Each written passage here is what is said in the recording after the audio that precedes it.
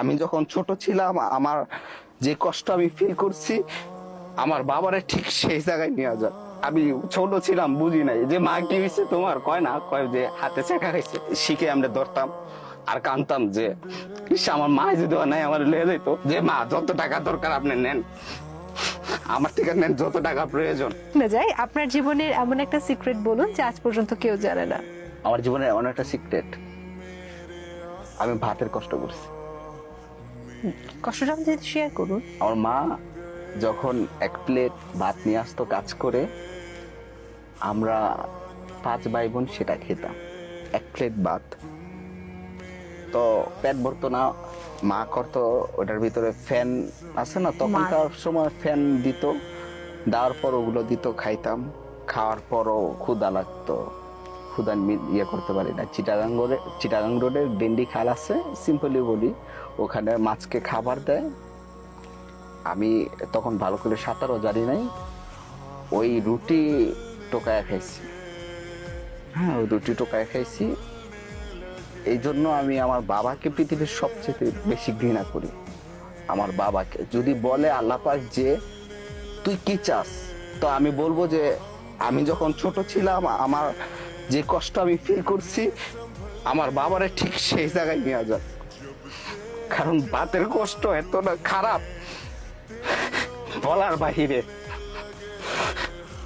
বাত এই জন্য শোরুমের আশেপাশে কোনো বাচ্চা থাকলে আমি তাকে ক্ষুধার্ত রাখি না, খাবার দেই। আর আমি আমার বাবার কোনো সময় ক্ষমা করব না। ওনার কাছে মা খাবারের জন্য গেলে মাকে মাইরা দিত। তারপর হচ্ছে মানে মার এখানে অনেক সমস্যা মাথায়, মা কি করবে, আবার আসতো কাজ করতো খাবার খাওয়ানোর জন্য। 5টা ভাই বোন কি করবে? আর আমার বোনদেরকে বাসায় কাজ দিলে বলতো যে এত সুন্দর মেয়ে বাসায় কাজ নিব না। কি করবে, মা সারাদিন কাজ করে, একদিন লবণ বেশি হয়ে গেছে দেখে যেখানে রান্না করে ওখান থেকে মাইরে খেদাইতেছে। আমি ছোট ছিলাম বুঝি নাই যে মা কি হয়েছে তোমার, কয় না কয় যে হাতে শেখা খাইছে। তারপর আমার খালামুনি কয় যে তুই ইয়ে কর, তোর মারে মাইরা দিছে, তোর আব্বারে ফোন দে।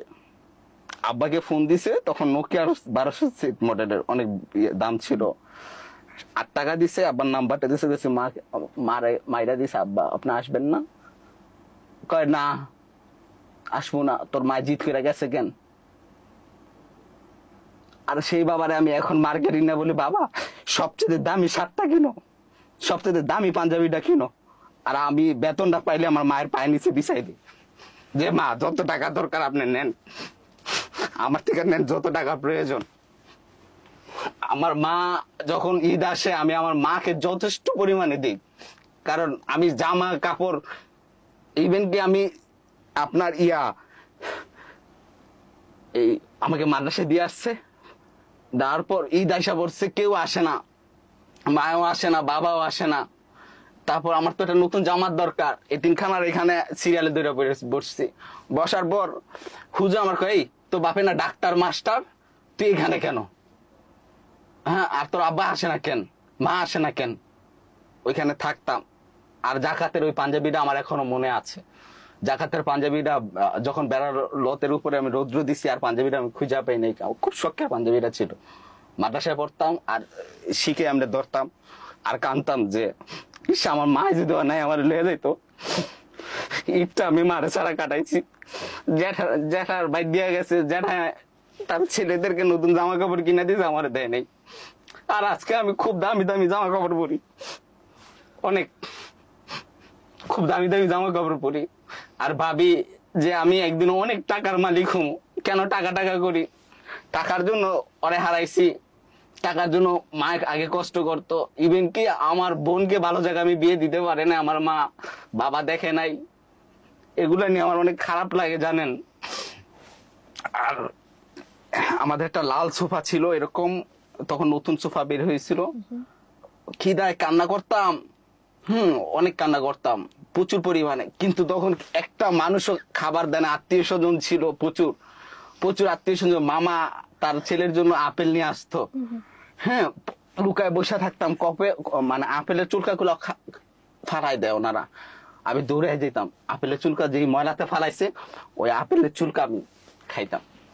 এখন আলহামদুলিল্লাহ তাদের থেকে বেশি ইনকাম আমার। ফেসবুক আমাকে সুখ দিয়েছে, টাকা দিয়েছে, সবকিছু দিয়েছে।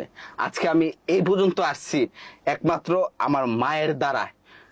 আমি যদি আল্লাহ পাক বলে যে তুই বান্দা তোর একটা ইচ্ছা পূরণ কর, আমি বলবো যে খোদা আমার অনেক টাকা দাও, আমি যাতে আমি আমার মায়ের হাতে দিয়ে বলি যে মা তোমার যা ইচ্ছা তুমি কিনো, যা ইচ্ছা কিনো। মা মাঝে মাঝে অসুস্থ হয়ে যায়, কারণ কিছু ক্রাইসিসের ব্যাপার আছে, অসুস্থ হয়ে যায়, হাঁটতে পারে না। তখন আমি সর্বোচ্চ চেষ্টা করি যে সবচেয়ে দামি হসপিটাল নিয়ে যাব।